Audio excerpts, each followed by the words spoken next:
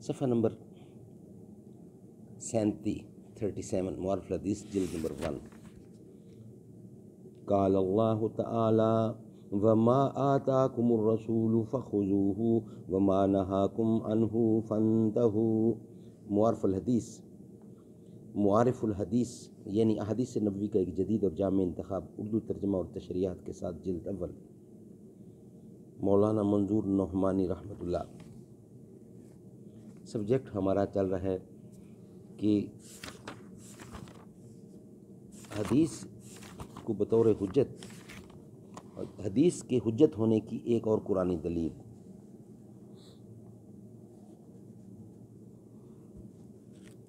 بتایا جائے کیا صرف قرآن سے یہ پتہ چلایا جا سکتا ہے کہ یہ آنے والے حامی کون تھے، اور وہ کون لوگ تھے جن کی حضرت صلی اللہ علیہ وسلم ان کے آنے کے وقت متوجہ تھے۔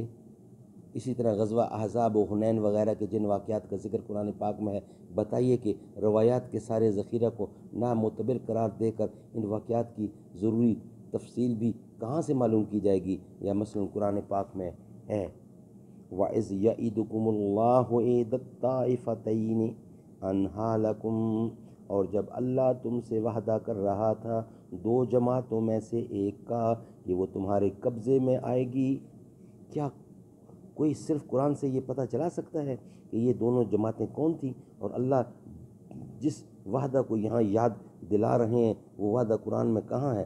اگر قرآن میں نہیں ہے تو ماننا پڑے گا کہ کوئی دوسری قسم کی وحی بھی حضرت صلی اللہ علیہ وسلم پر آتی تھی۔ یا مثلا قرآن پاک میں ہے اذ انتم بالعدوۃ الدنیا وهم بالعدوۃ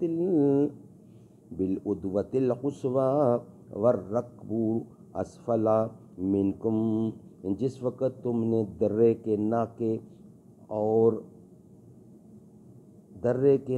اور وہ پرے کے ناکے اور قافلے نیچے اتر گیا تم سے، جس وقت تم تھے درے کے ناکے اور وہ تھے پرے کے ناکے اور قافلے نیچے اتر گیا تم سے۔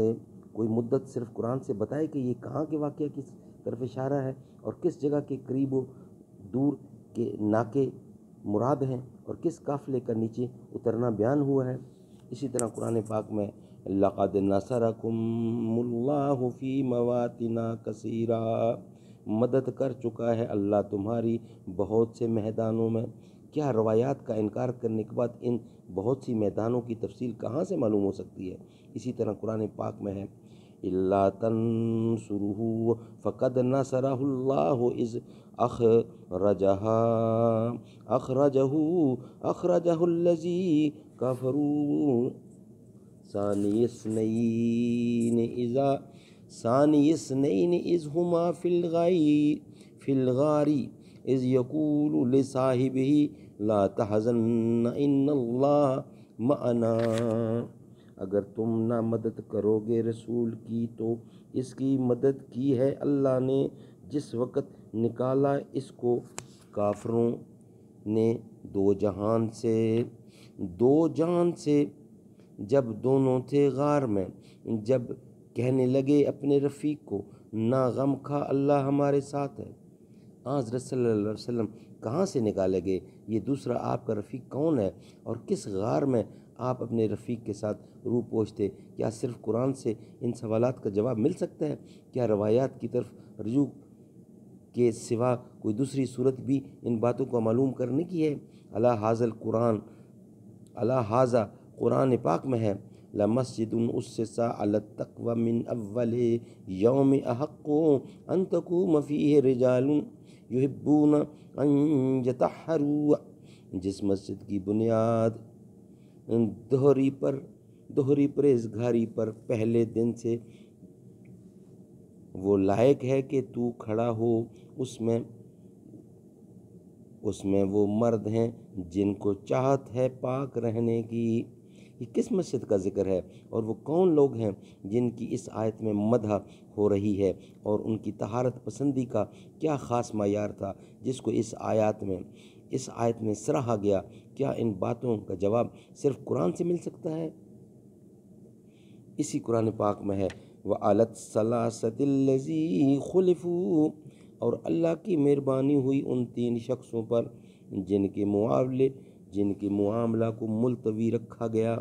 یہ کون 3 شخص ہیں اور ان کا کیا قصہ ہے اور کیوں ان کا معاملہ ملتوی رکھا گیا؟ کیا روایات کے بغیر یہ باتیں حاصل ہو سکتی ہیں؟